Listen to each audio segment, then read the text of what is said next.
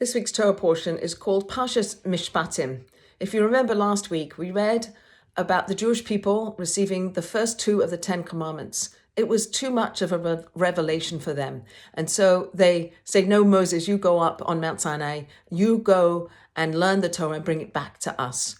And so this week, at the end of the Torah portion, we learn about Moses and his brother Aaron, two nephews of Moses, Nadav and Avihu, and 70 elders of the Jewish people who ascend the mountain.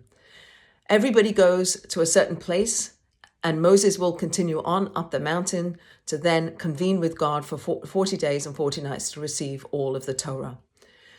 At this halfway point, there's Aaron, Moses, Nadav, and Avihu, and the 70 elders, and they have a revelation of God. They see the God of Israel, and under his feet is a sapphire brick, and it is like heaven in its purity.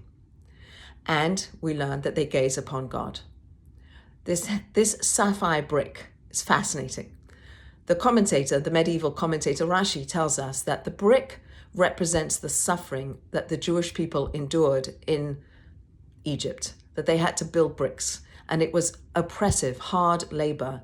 And at some point, they had to even go get their own straw, their own materials to make the bricks and make the structures. And it was so much suffering. And the brick that's under the heavenly throne is a brick that represents God being with us and being present and seeing our suffering. But why is the brick made out of sapphire and not made out of clay and mortar and straw?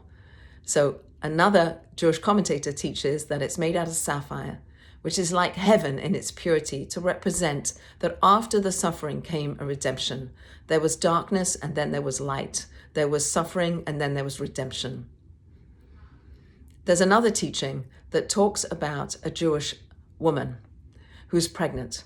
And because of her pregnancy, she does not have to go out and build and make bricks. But her husband does, and he's out laboring, and it's oppressive, and she sees his suffering. So she goes from her place of comfort out to help him.